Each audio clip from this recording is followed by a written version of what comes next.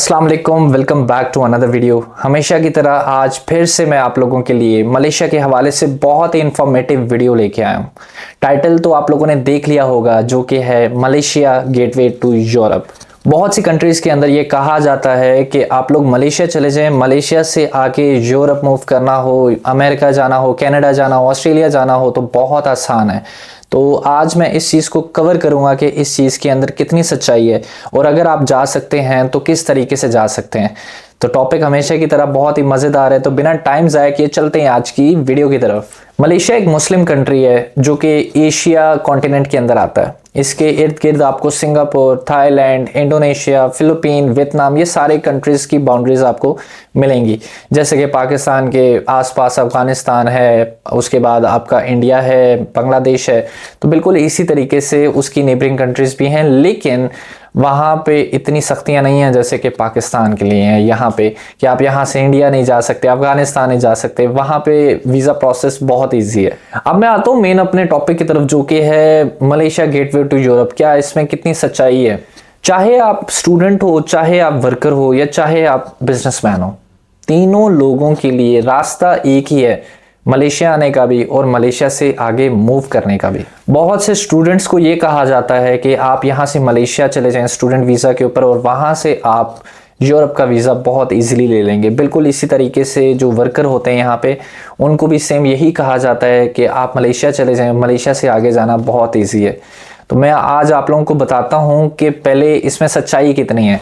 आप किसी भी कंट्री के लिए वीज़ा अप्लाई करते हो, चाहे आप पाकिस्तान में हो या फिर आप मलेशिया में हो, दोनों सूरतों में आपकी कॉस्ट यानी आपका खर्चा और जो प्रोसेस होगा, जो रिक्वायरमेंट्स होंगी, वो बिल्कुल सेम है।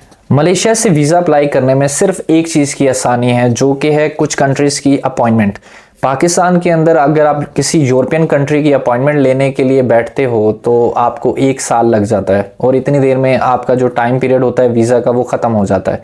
मलेशिया के अंदर आपको ये सहूलत मिलती है कि वहाँ पे अपॉइंटमेंट्स जो है बड़ी इजीली मिल जाती हैं आपको, वो चाहे यूरोप की हो, यूएसए की हो, कनाडा की हो या फिर ऑस्ट्रेलिया की। आपको एक्स्ट्रा पे नहीं करना पड़ता पाकिस्तान की तरह। पाकिस्तान में अगर कोई भी यहाँ पे यूरोप का स्टूडेंट वीज़ा अप्लाई करता है या वर्क वीज़ा अप्लाई करता है, तो जो अपॉइंटमेंट होती है उस अपॉइंटमेंट का अलादा से 3 से 4 लाख रुपए पे करना पड़ता है।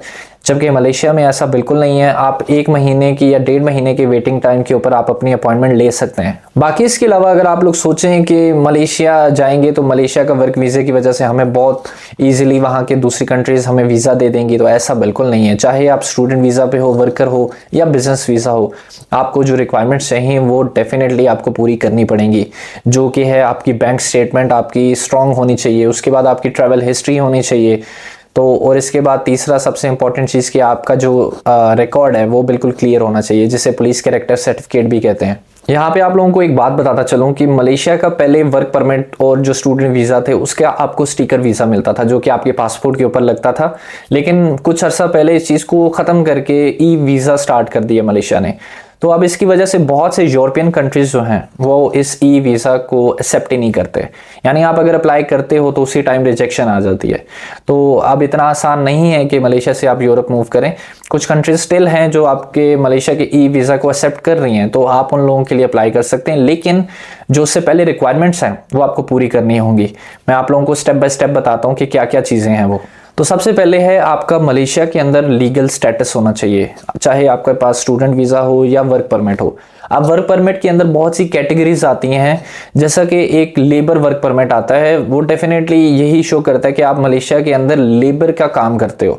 तो किसी बड़े कंट्री का वीज़ा जब आप अप्लाई करने के लिए जाते हो तो डेफिनेटली वो आपको देखते हैं कि ये एक छोटा सा वर्कर है, ये हमारी कंट्री में क्यों आना चाह रहा है। तो ये चीज़ बहुत मैटर करती है। आपका वीज़ा जो है वो अच्छा होना चाहिए, जिसमें प्रोफेशनल वीज़ा जिसे कहते हैं मलेशिया के अंदर, वो बहुत ही स्ट्रॉन्ग वर्क परमिट है और बेसिकली वो ब्लू कॉलर और वाइट कॉलर जॉब्स जो करते हैं उन लोगों को मिलता है। तो अगर आपके पास प्रोफेशनल वीज़ा है तो आपके बड़ी कंट्रीज़ के वीज़ा लगने के चांसेस ज़्यादा हैं। तो ये तो होगी सबसे पहली रिक्वायरमेंट कि आपके पास लीगल स्टेटस होना चाहिए, आपका वीज़ा जो है वो आपके पास होना चाहिए। जो लोग यहाँ पे ओवरस्टे हो चुके हैं, इलीगल हो चुके हैं, तो वो लोग तो अपनी कंट्री भी वापस नहीं जा सकते। अपनी कंट्री जाने के लिए भी उन्हें पास लेना पड़ता है और फाइन पे करना पड़ता है। तो दूसरी कंट्री में जाना तो नामुमकिन सी बात है। जब किसी के पास वीज़ा है तो उसके बाद नेक्स्ट क्या चीज़ें आपको चाहिए होती हैं।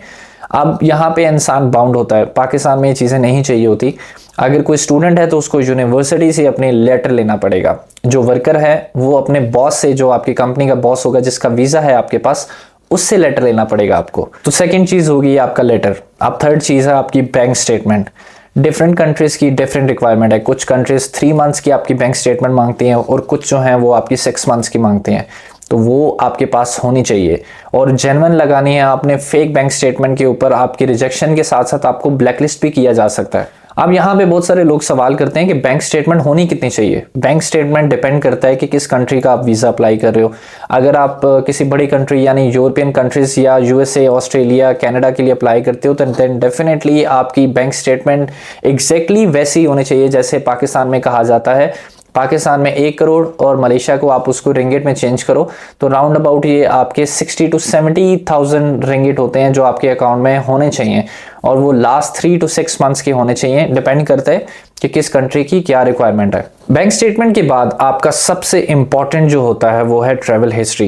ये आपकी वीज़ा फाइल और प्रोसेस के अंदर बहुत ही वाइटल रोल प्ले करती है। अब मलेशिया को इसी वजह से पसंद किया जाता है क्योंकि मलेशिया के अंदर रहते हुए ट्रैवल हिस्ट्री बनाना बहुत ईजी है, क्योंकि मलेशिया के नेबरिंग कंट्रीज़ में आपको बहुत सी कंट्रीज़ मिल जाती हैं जिसमें Singapore, Thailand, Indonesia, Philippine, Vietnam, Cambodia, Laos, ये सारे कंट्रीज़ आपको बहुत इजीली वीज़ा देते हैं। पाकिस्तान के अंदर रहते हुए ये ट्रैवल हिस्ट्री जो है वो आपको बहुत महंगी पड़ जाती है, लेकिन वही आप मलेशिया में अगर आके बनाते हैं तो वो आपको, जहाँ पे आपका वहाँ अपनी कंट्री में 20 लाख लग रहा है, यहाँ पे आपका शायद 7 से 8 लाख रुपए लगेगा और आप सारी कंट्रीज़ को विजिट करके अपनी ट्रैवल हिस्ट्री बना सकते हैं।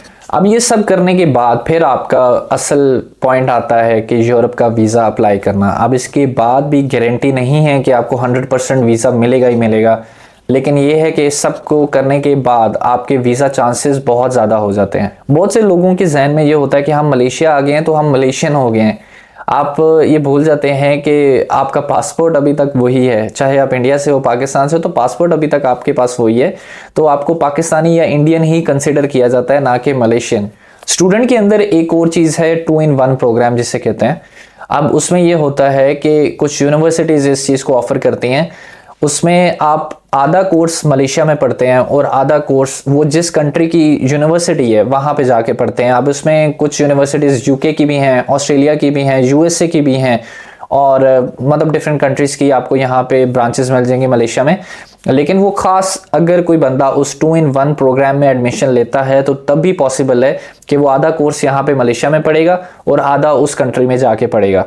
और उसमें भी आपके 100% चांसेस नहीं होते वीज़ा मिलने के, लेकिन आपके वीज़ा चांसेस वैसे नॉर्मली अगर आप उसको कंपेयर करें तो बहुत ज़्यादा होते हैं चांसेस। तो ये थी जी आज की वीडियो जिसमें मैंने आप लोगों को कंप्लीट डिटेल बताया है कि मलेशिया को क्यों गेटवे टू यूरोप कहा जाता है, कौन कौन सी यहाँ पे आसानियाँ हैं और कुछ जो यहाँ पे लोगों को एक झूठे ख्वाब और झूठी दुनिया बनाकर दिखाई जाती है कि बहुत इजी है कि जैसे आप यहाँ से मलेशिया उतरोगे और आगे आपके लिए वीज़ा तैयार पड़ा होगा, तो ऐसा बिल्कुल नहीं है। अब ये आप लोगों के ऊपर फैसला है कि आप लोगों के लिए मलेशिया एक अच्छा ऑप्शन है या नहीं है। ये डिपेंड करता है टोटली आपके सर्कमस्टांसेस पे। वीडियो अच्छी लगी हो तो लाइक ज़रूर कीजिएगा और मेरे चैनल को सब्सक्राइब करना मत भूलिएगा। मेरे बहुत से देखने वाले उन्होंने मुझे सब्सक्राइब नहीं किया हुआ। मिलते हैं अगली वीडियो में, तब तक अपना ख्याल रखिएगा। अल्लाह हाफिज़।